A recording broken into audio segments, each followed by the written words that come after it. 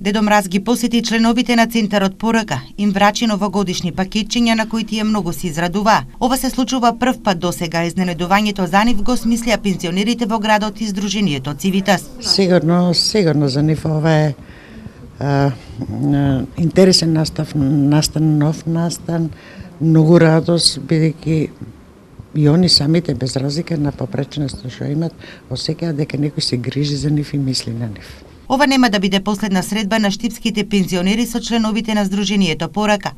Напротив, ова предновогодишно дружење ќе прерасне во традиција. До сега овие дечиња не беа посетувани и то ние се договоривме да од оваа година па натаму секоја нова година ги посетуваме и подаруваме еден добар, скромен подарок. Идејата да се донира за децата од Порака ја поттикна Сдруженијето Цивитас.